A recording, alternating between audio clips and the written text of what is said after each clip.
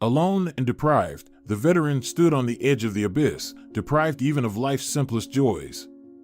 His days were filled with longing and loss. Every memory of loved ones only intensified the pain in his heart. His military past left him with only one eye and only one functioning ear. Concussion had completely deprived him of his second hearing. He remembered how he received these wounds, but the pride in his comrades' resilience and their joint sacrifice simply did not allow the old man to regret his decision to join the army in that difficult period for the country. The burning in his chest was not caused by old injuries, no. First, his son, Ignacio, perished. The young man confidently followed in his father's footsteps, but fell in battle in a foreign land, so far from home. He and his wife had a hard time at that time, but they coped. They learned to live together with the bitterness of loss. And as if that wasn't enough, years later, Amelia faded away. Cancer crept in too subtly, too quickly. The man watched as his love withered away right in his arms, and he was completely powerless at that moment. And now, being an old man, he remained completely alone. He had neither family nor friends. One cold autumn evening, when the wind was whistling in his ears and the rain was pouring down like from a bucket, Isidro decided to take a walk to the old places. He headed to the memorial where the names of those who did not return from the battle were forever resting. The old man's heart trembled with sorrow and sadness, but pride in his son's bravery softened this nightmare. Suddenly, in the twilight, he noticed the figure of a young man sheltered under a tree. There was something familiar on his face, reminding the old man of his own son. He approached closer and asked, "Young man, what are you doing here in such weather?" He raised his eyes, and their gazes met. In his eyes, the old man saw a reflection of his own loss and pain. "I lost my father in the war," the young man replied. "I often come here to honor his memory." The old man understood that this young man needed support just as much as he did. They sat down on a modest bench under the tree and began to talk. The young man talked about his father, about his dreams and hopes. The old man, on the other hand, remembered his wife, his son, his sorrowful losses. Of course, there was a gap between them, as between all representatives of such different generations, but it didn't bother them at all. On the contrary, the guy, named Miguel, was even more interested in how people lived in times when he was not born yet.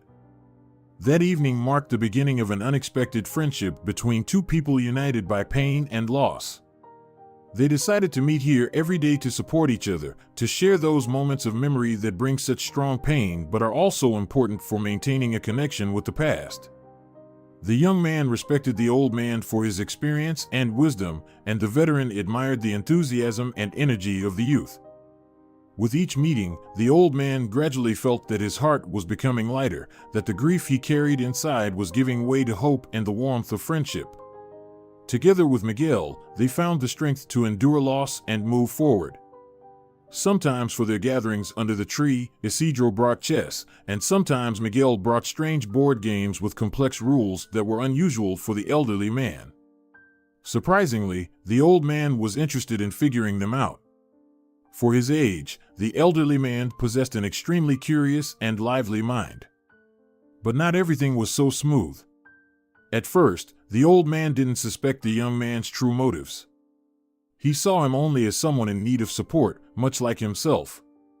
They spent a lot of time together, sharing their stories, and the old man began to trust this young man. However, over time, the veteran began to notice something strange in the young man's behavior. He was too curious about his apartment, asking about its location, size, and even the price. Suspicion began to awaken inside the old man, but he tried to push it away, wanting to believe in the good intentions of his new friend. "Miguel, son, don't get me wrong," the man squinted his one eye, "but it's strange how you talk to me. Why do you need to know when my apartment was last renovated?" "Señor Nieto, I just want to know if the living conditions in your area are good." The young man raised his eyebrows and shrugged. "I wanted to move to a quieter neighborhood." "You said your neighbors are very quiet, the streets are always clean, and everything you need is always at hand. I'm listening to you, while mentally calculating the cost, and then separately how much the renovation will cost." Well, of course, I also think about whether it will be comfortable for me to live with the layout, like in your apartment. Maybe I'd be more comfortable in a 3-bedroom? Who knows? However, every time the conversation turned to the apartment, the veteran felt a sense of unease in his heart. He tried to tell himself that it was just his military training that made him see threats where there might not be any. But the doubts didn't leave him. The old man realized that he needed to figure out this situation, but he didn't want to accuse his friend without serious grounds. He decided to leave everything as it was but remain vigilant. After all, he just wanted to believe in the kindness and honesty of his new friend, but something in his behavior made him feel a slight chill down his spine. During one of their walks through the city streets, the young man began to hint that the old man should turn to him for help with financial matters. The old man listened carefully to his words, but inside him, a bell of alarm rang. The young man claimed to know ways to help the old man profit from the government for selling his apartment and ensure his financial stability for the remaining years of his life. He talked about connections with influential people, about the possibility of sorting out all formalities and getting the desired result. Do you really enjoy living in an apartment that's falling apart? You yourself told me that the furniture is slowly breaking, the appliances are going crazy, and there are problems with the plumbing. The old man listened to his words, but doubts swirled in his head. He wondered why the young man was so persistently interested in his financial situation and was willing to help him for free. An inner voice told him that something was wrong here. The old man understood that decisions in this situation needed to be made with caution. He decided not to give a final answer to the young man and instead said he would think about his offer. After deep thought, the old man realized that he needed to carefully consider the situation and be prepared for any possible consequences before making any decisions. But, after a couple of days, when the sink in the kitchen got clogged again and the cupboard door crashed to the floor with a bang, he gave in. Even though Isidro had little time left to live, he still wanted to end his days in comfort and coziness. And that was the veteran's biggest mistake. The young man, who turned out to be a fraudster, was willing to employ any depraved methods to achieve his goal. He conducted a thorough analysis of the situation and found a legal loophole that could be exploited to bankrupt the old man and strip him of his apartment. The fraudster, examining the old man's situation, discovered that he had some tax and utility debts. Using this knowledge, he found a loophole in the legislation that involved the forced sale of the debtor's property to settle his debts. The fraudster meticulously researched the laws and procedures related to evicting the old man from his apartment and selling it at auction. He noted the weaknesses and vulnerabilities of the old man and decided to exploit them for his selfish purposes. Utilizing his legal expertise and connections with influential individuals, the fraudster arranged for the old man to be declared a debtor, and his apartment was put up for auction. He ensured that the selling price of the apartment was significantly below its market value. The fraudster employed various manipulations and pressured governmental structures to ensure the successful execution of his nefarious plan. He was willing to do whatever it took to benefit from this situation, even if it meant causing indescribable suffering to the old man. Thus, the legal loophole the fraudster found involved using the old man's debts to forcibly sell his apartment at a reduced price. This cunning plan allowed the fraudster to achieve his goal and deprive the old man of his only sanctuary and source of stability. The old man, being honest and unsuspecting, was completely unprepared for such levels of deceit and cruelty. He could not fathom that someone could stoop so low as to exploit his vulnerable position for their own gain. When the fraudster executed his cunning plan, the old man was literally thrown out onto the street, deprived of his only shelter and documents. This terrible turn of events left him in complete despair, lost and defenseless. For Isidro, it was a blow from which it was very difficult to recover. He felt betrayed and deceived, trapped by the fraudster who ruthlessly exploited his weaknesses and vulnerabilities. A sense of helplessness and hopelessness overwhelmed the old man, but along with them, a fire of anger was ignited within him. Anger at the world, which not only took everything he had, but also continued to trample him underfoot. Anger at himself for allowing himself to trust a young man without seeing his true intentions. And finally, anger at the young man, who mercilessly destroyed his last shreds of dignity and peace. Scoundrel! Pup! With bitterness and resentment in his voice, the old man muttered as he tossed and turned on the hard cot in the homeless shelter. I fought for a better life for people like him.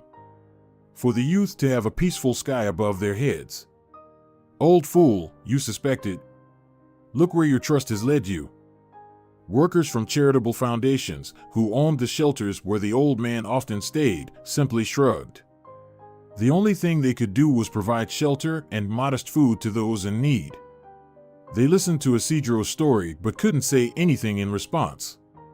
They didn't know what to do in such cases, nor did they know where to turn. Every new day became a real trial for the old man.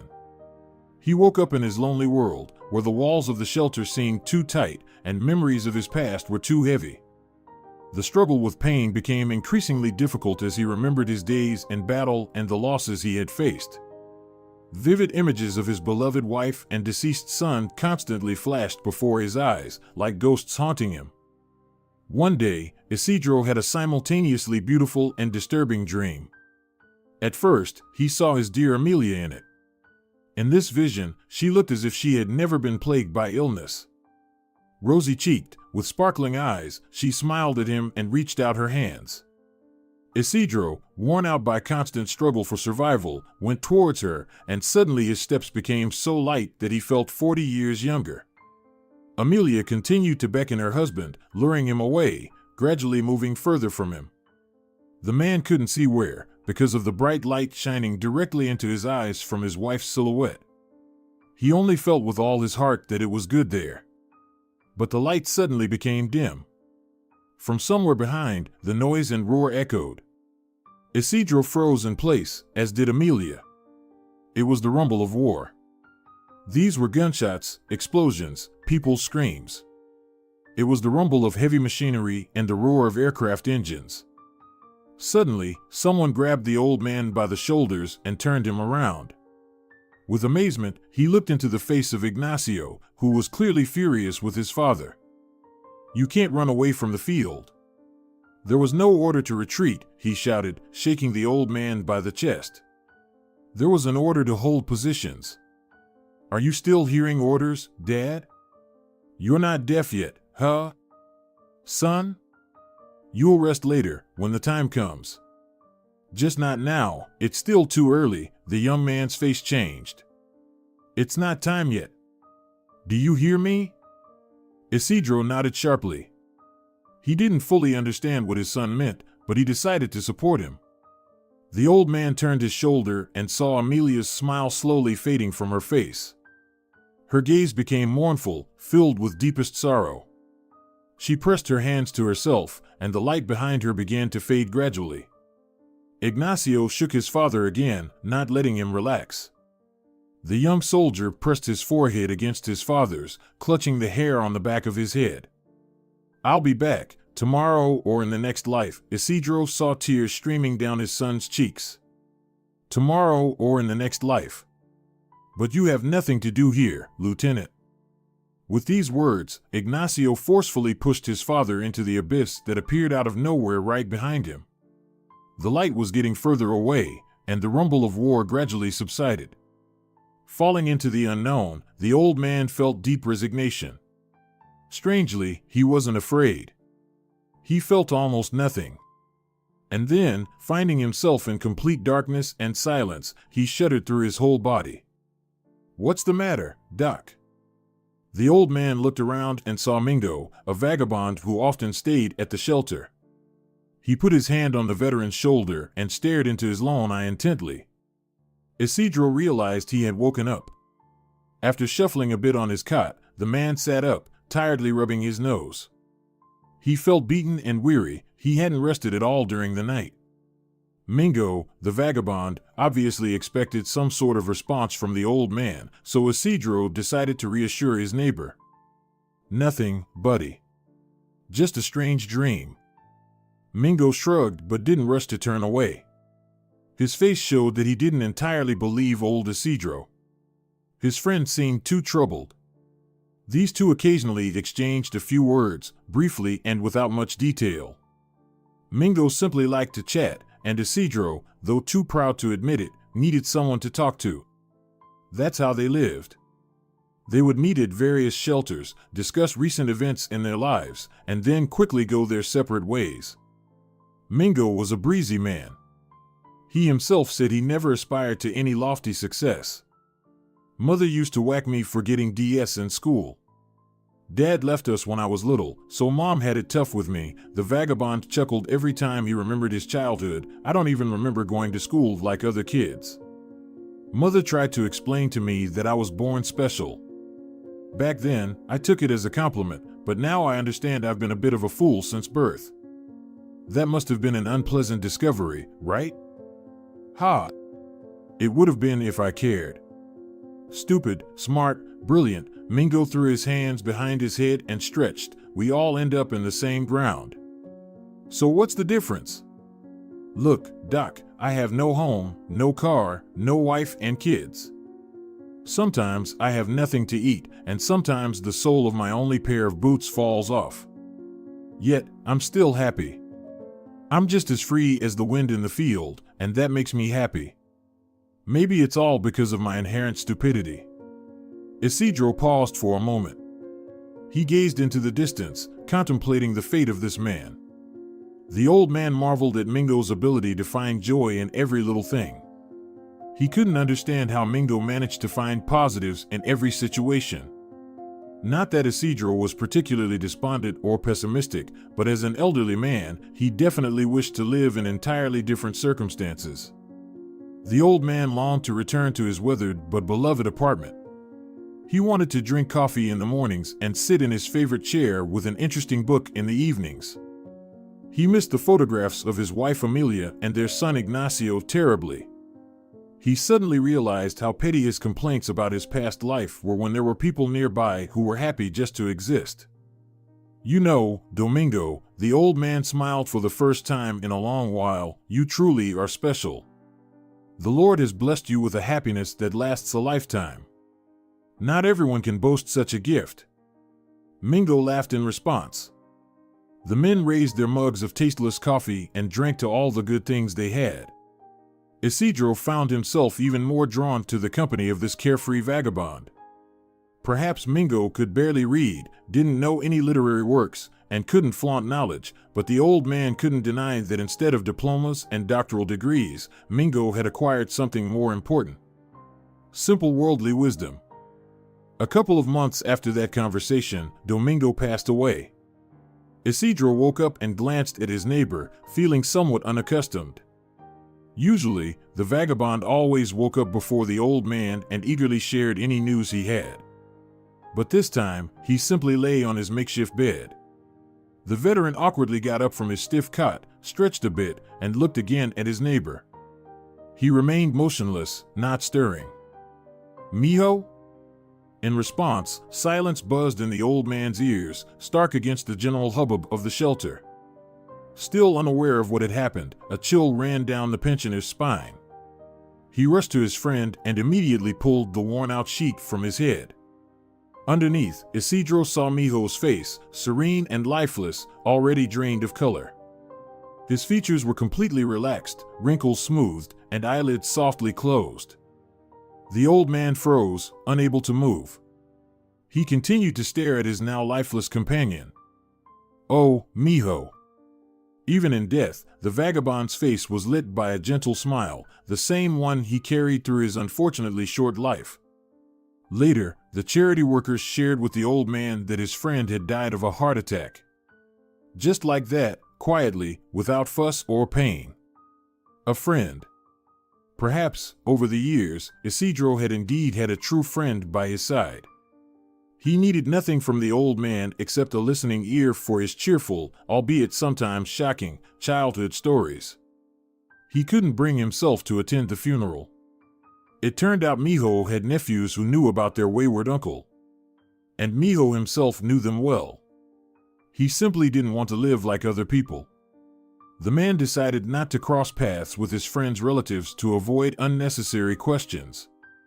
It was just too hard for him to talk about the vagabond Mijo.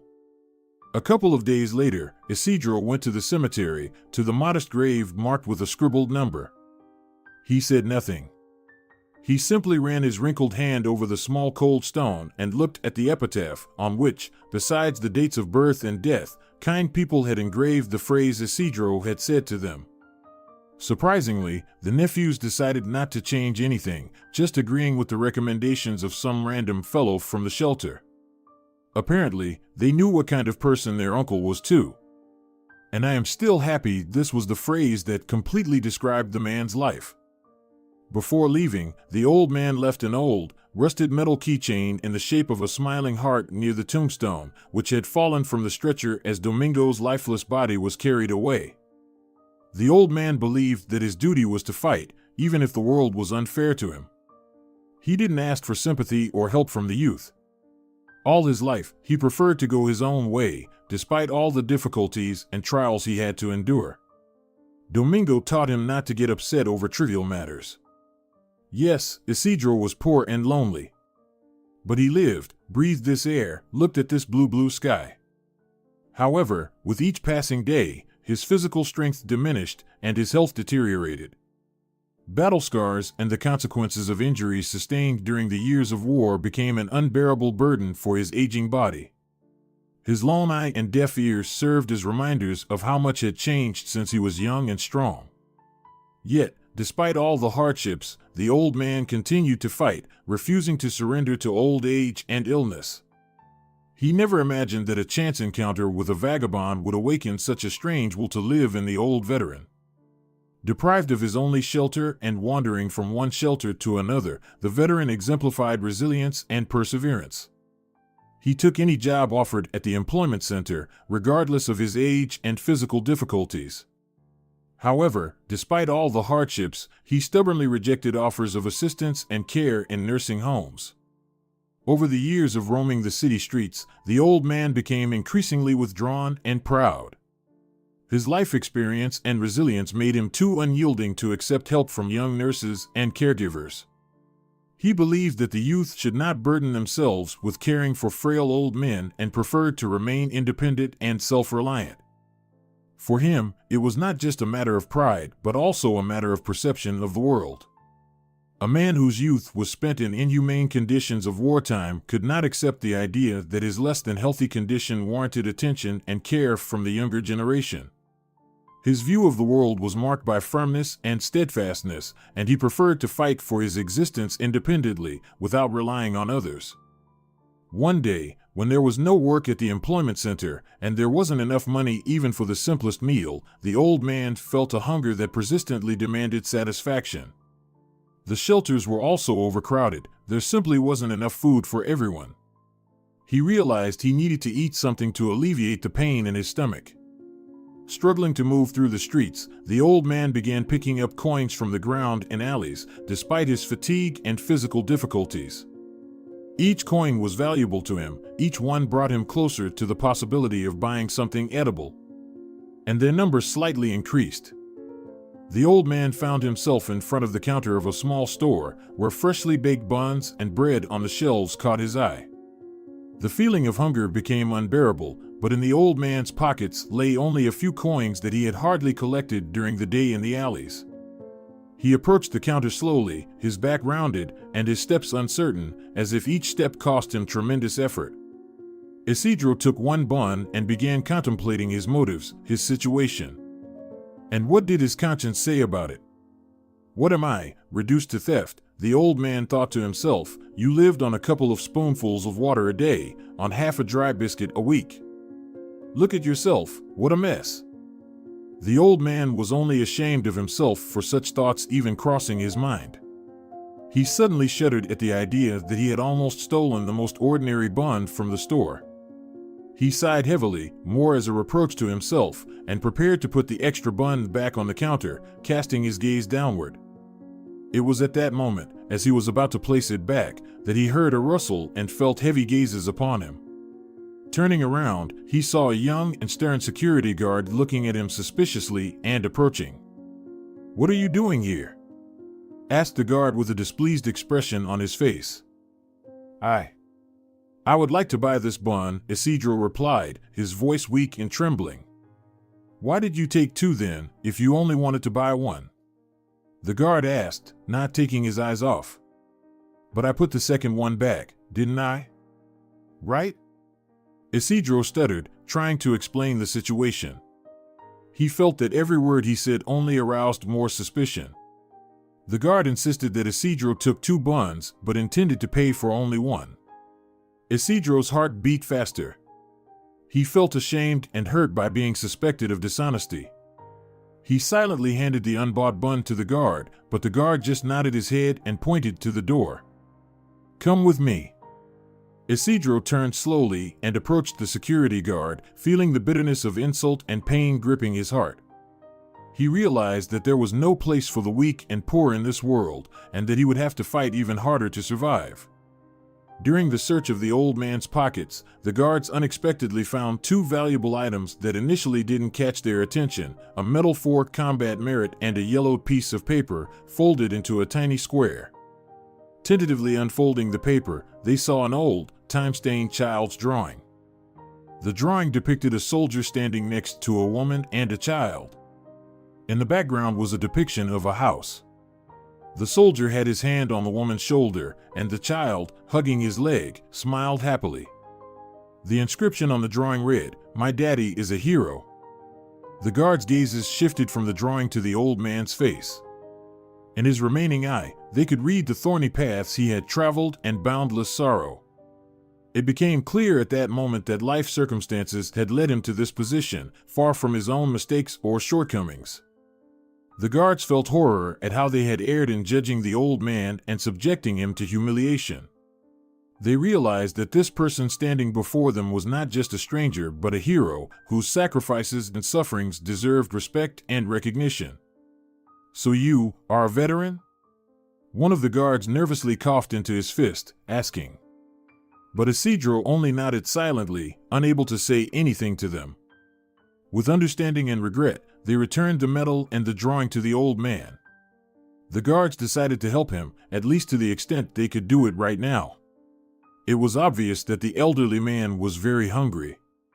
This was evident from the modest bun he held in his hands for a long time in front of the counter, and from his gaunt figure. Explaining the situation to their chief, the guards asked for a brief leave from their post. They escorted the old man to the nearest cafe and paid for his meal. "Take whatever you want," one of them began, placing a hand on the frail back of the pensioner. "Please forgive us, it's all because of our job, we have to keep an eye on everything. Surely, you know yourself how many scoundrels roam this earth." The old man gratefully smiled at them, looking into their faces with eyes full of gratitude. At that moment, a spark of hope ignited in his heart that perhaps there were still good people in this world, ready to help those in need of assistance and support. After the guards realized their mistake, upon returning from the cafe, they invited the old man into the staff room to better understand his situation and learn about his life. Inside the room, silence reigned, interrupted only by the sound of the swinging pendulum on the wall and the quiet steps of the guards accompanying the old man. "Please, have a seat, Lieutenant." A young man named Pedro placed the first available chair in front of the old man. "Tell us, what happened to you? Why is a hero like yourself forced to survive rather than live?" Sitting on a dilapidated chair, the old man began to tell his story. He spoke of his service in the army, his family, the losses, and the sufferings he endured. His voice was quiet but filled with bitterness and sorrow. Each word sounded like a heartbeat, filled with pain and hope for justice. "And, in the end, I, old and lonely, encountered a swindler." At this point, the veteran's voice trembled with bitterness. "I hoped I had found a friend with whom I could share the weight of loss and the burden of loneliness, but he had entirely different plans. He deceived me, took everything I had, and that was that." Listening to his story, the young men couldn't contain their anger. They clenched their fists, feeling the rage build against those who dared to mistreat such a person. This man, who once fought for the welfare of the country, was once a hero, but now found himself lonely and vulnerable, struck by such a despicable blow from scammers. Pedro's father fought around the same time as the deceased Señor Nieto, so the story of the maimed veteran touched him more deeply than the others. He couldn't imagine for a second that his father would end up wandering the streets, suffering from hunger and cold. Completely alone, completely unwanted. As if forgotten by the whole world. The women in the room couldn't hold back their tears. Many of those present had elderly grandfathers, or even fathers, of a venerable age. They were the most beloved people in the world to them. And now before them sat the most miserable person they had ever seen. When Isidro's story reached the beggar Mingo, everyone present heard a quiet sob, carrying sincere pity and regret within it. "Señor Nieto, don't run away from us," Andrea, tearfully, managed to utter. "You're a proud man, that's obvious. You even told us yourself. Please, don't disappear anywhere, we'll help you." The young men, who were the first to get acquainted with the veteran, vowed to do everything possible to help the old man. They promised to help him restore his rights and reclaim his home, which was unlawfully taken from him. They promised not to leave him in trouble and to support him as soon as they could. The women present, in turn, began to worry about current problems that could be addressed right away. "My room is empty now. I used to live with my son, but he grew up, got married, and has his own house, his own family." Carmen, the accountant, who was no longer young herself, suddenly began from afar. "You can stay with me for a while. We won't bother each other. I'll be at work during the day, and in the evening, we'll each have our own room. It's better than sleeping in a shelter under thin sheets, isn't it? And I'm updating my husband's wardrobe. We were looking for a place to put the old clothes. Don't think they're bad, they're just too big for my husband now," Luisa began to justify, offering a cup of coffee to the elderly person. "And you, even though you're quite thin now, you were undoubtedly robust in your youth. His clothes might fit you. We don't mind. It would be a waste to throw them away."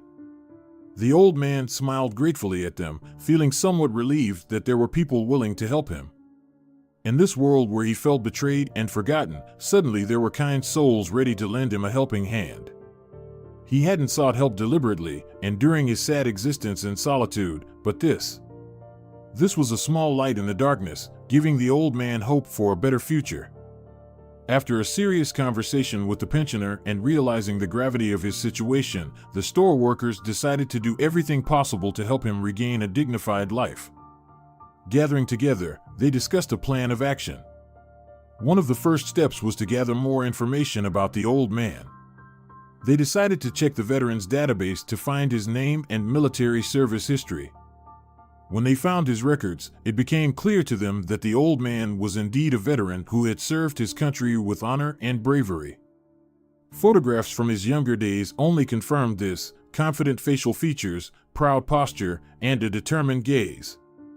Even more recent photos, where the man had already been wounded and retired, emitted such powerful energy and thirst for life that it touched the hearts of the young people, realizing that this soldier was now leading a miserable existence. Inspired by his story and desire to help, the store workers embarked on more active actions. They contacted local veterans organizations and charitable foundations to find out how they could help the old man return to his home and provide him with support. Furthermore, they organized fundraising among the store employees and reached out to communities on social media for assistance. Their initiative garnered widespread response, and people were eager and somewhat proud to help a veteran who found himself in such a difficult situation. With each passing day, support for the old man grew. He felt less lonely and helpless, knowing that he was being supported and helped to return to a dignified life. The Veterans Foundation provided him with contacts of other men who had served with him at the same time. Some of them lived with their families, while others enjoyed life in retirement homes among other dear old folks. For now, Isidro used Carmen's computer to communicate with them, as she liked to have a cup of coffee with the old man in the evenings and listen to his life stories. Volunteers promised to buy Isidro a phone as soon as his new documents were processed. The Veterans Foundation immediately responded to the situation with the pensioner and organized a fundraiser to assist him. Thanks to the generosity and support of people who believed in the importance of supporting veterans, the funds were raised quite quickly. One of the first steps was to restore the pensioner's lost documents. The Veterans Foundation collaborated with competent authorities to quickly address this issue. Thanks to their efforts, the elderly man had all the necessary documents confirming his identity and veteran status restored. "Be sure to call me whenever you want." Carmen chirped excitedly in the store, where she had specially gone with the volunteers and Isidro. "You probably would be better off with a button phone. Even touchscreens are tricky for me. Guys, I don't really understand all these models myself, but since you handle the money, pick something more reliable for the pensioner." "Oh, Sonora. Every elderly person needs a friend like you," chuckled one of the volunteers. "To worry like this. Don't worry, we'll choose a model that Senor Nieto can handle. We'll consider his vision and motor skills. You just make sure to be there for him in case he needs help." The woman nodded satisfactorily. Through Isidro, she glimpsed her long-deceased father. Only the timbre of his voice brought Carmen back to those times when she was just a young girl. Now, recalling this pleasant feeling of some sort of familial support, she couldn't tear herself away from this touching old man. "Carmen, what would I do without you?" Isidro smiled. "You've taught me about computers, and now you're getting ready to help with the phone. You're simply an angel, dear." Choosing a phone, considering such a support group, was one of the simplest tasks in Senor Nieto's case. Indeed, the volunteers took into account all the peculiarities of the pensioner they were tasked to take care of. But the public resonance went beyond the usual assistance to a veteran. Isidro's case also caught the interest of law enforcement officials. It turned out that not only Senor Nieto, but many other pensioners in the city had fallen victim to similar acts of fraud. The police began an investigation, and soon photo fits were compiled. It was by these that the criminals, including the same Miguel who deceived Isidro, were apprehended. After the criminals were identified by law enforcement, an investigation began. The police arrested the criminals who had taken documents and an apartment from the old man and charged them. The pensioner felt a sense of justice and satisfaction knowing that those who had caused him so much pain and suffering would finally be held accountable for their actions. The Veterans Foundation also provided financial support for repairing the pensioner's apartment. Thanks to this, the old man could return to his home, which had been unlawfully taken from him. The repairs were done quickly and with quality to create comfortable conditions for the pensioner. Carmen had grown so accustomed to Isidro's company that she even shed a tear when it was time to part with him. Even the old man was touched by such warm affection from a completely unfamiliar woman in distress. They promised to call each other every evening to chat or support each other in moments of sadness, and to visit each other to have coffee together. Furthermore, thanks to the efforts of the fund, the pensioner's right to receive his pension was restored. He was no longer deprived of this important source of income, which allowed him to sustain himself. The Veterans Fund continued to support the old man, providing him with necessary assistance and care so that he could live with dignity and tranquility, as he deserved. It seemed like the story should have ended there, but it didn't. One day, someone knocked on the door. Isidro was greatly surprised because he and Carmen hadn't arranged any meeting. Approaching the door, he saw through the peephole a completely unfamiliar young woman whose features carried some inexplicable melancholic notes. "Hello? Does Senor Nieto live here?" The stranger had a strong Eastern accent, which further puzzled the old man. "I really need to talk. Please, don't send me away." Her appearance seemed unusual and even exotic to the veteran. There was something mysterious and appealing in her facial features and way of dressing. With particular caution, he still opened the door. The man awkwardly shifted from foot to foot, scrutinizing the face of the strange person. "Do you need something?" "Yes and no. You see, this will sound very strange." The girl hesitated and took a deep breath before blurting out, "I'm your granddaughter. Ignacio's daughter." The old man let out a bitter laugh. How absurd. After one scammer, he wasn't going to believe such fairy tales anymore. "Oh, of course. You're my granddaughter, and my son is still alive, drinking cocktails straight from coconuts somewhere on the shores of Sri Lanka. I can prove it." The uninvited guest grabbed the door with her hand, not allowing the man to close it, I have a whole folder with photos, my birth certificate, everything is there. Please, Isidro, look at them. The veteran squinted his only eye. He still regarded the girl's claim skeptically. But for some reason, he decided to let her in and show what she had collected in a whole folder. The girl quickly explained that thanks to the efforts of the Veterans Fund, their story had been heard almost all over the world. From the description of appearance and the unit number, she recognized her grandfather in the tattered old man, whom neither she nor her mother could contact because of the language barrier. It turned out that the veteran's son, who served in the army, was in a romantic relationship with a civilian woman. He was planning a wedding but hadn't had the chance to share this joyful news with his family. Unfortunately, Ignacio died before the celebration, never knowing about his chosen one's pregnancy. And here, this is Dad standing next to Mom. She's already pregnant here, but Dad never found out, the girl noticeably saddened, handing one of the photos to her presumed grandfather. This is my favorite. It radiates the family. Because if you know that Mom was already carrying me in her womb at that time, then you can say that this photo is of our entire family, right? True. The old man looked at the photo, now slightly yellowed with time. Samira had grown up so much. It was hard to believe it had all been real. The pain of betrayal by Miguel still lingered in the old man's heart. He sincerely wanted to believe Samira, but he couldn't. Even the positive experience of friendship with the vagabond Mingo couldn't help the old man open his heart. He remained silent for a long time, looking at the photos, unable to voice his rough, as he thought, suspicions. But suddenly the girl took the old man's hand. Isidro, I don't need anything from you, neither does Mom. She looked into the veteran's eyes. We can do a DNA test. It's okay, I was prepared for this outcome. I can even pay for it myself. I just want you to not be alone. I want you to be part of the family.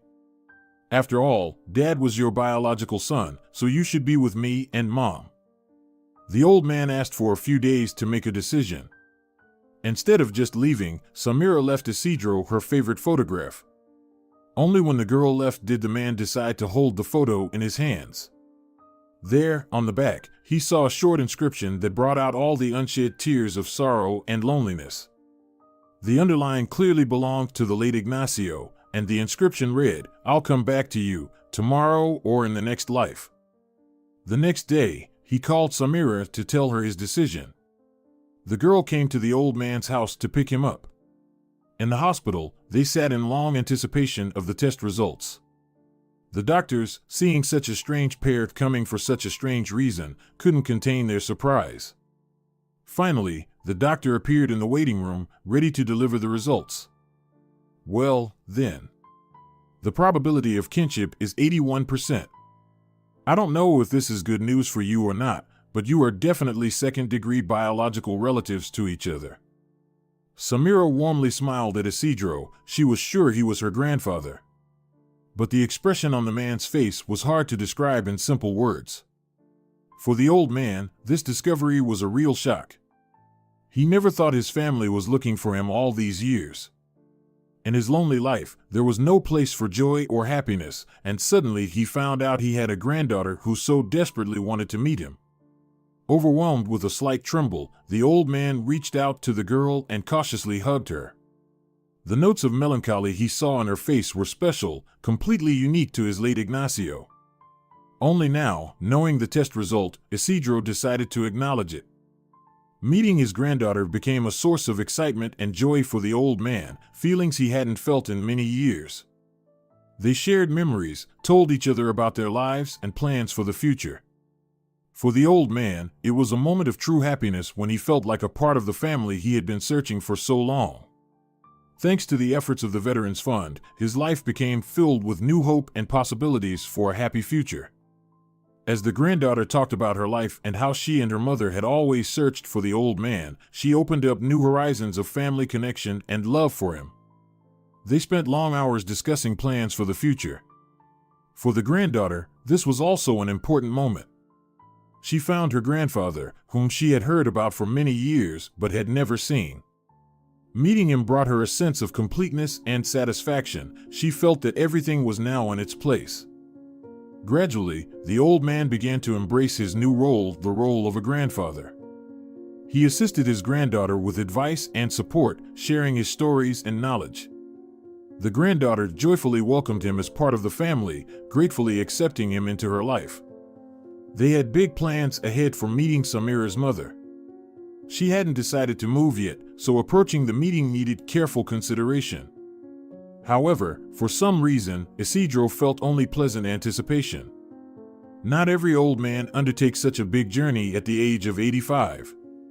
Carmen, upon hearing the whole story of the granddaughter's arrival, was beside herself with joy. The woman felt peace knowing that her elderly friend now had someone who would never forget about him. Yes, she and Ignacio were close, but nothing could replace genuine family ties. And she was deeply honored when, shortly before leaving, Señor Nieto decided that Samira must meet her. The trio spent an extremely cozy evening together. The atmosphere was warm, almost familial, and at the end, the girl smiled and said she would be happy to visit the woman with her grandpa. Meeting his granddaughter gave the old man something he had been missing so much for a peaceful old-age family. Now he had people who loved and cared for him, who shared joys and sorrows with him, and who were always there for him in difficult times. It was a reward for all his suffering and hardships, for his entire life dedicated to serving his country. It was his peaceful sky, for which Ignacio had given his life. Dear viewers, if you enjoyed the story, please support the video by liking it and leaving a comment. Thank you very much.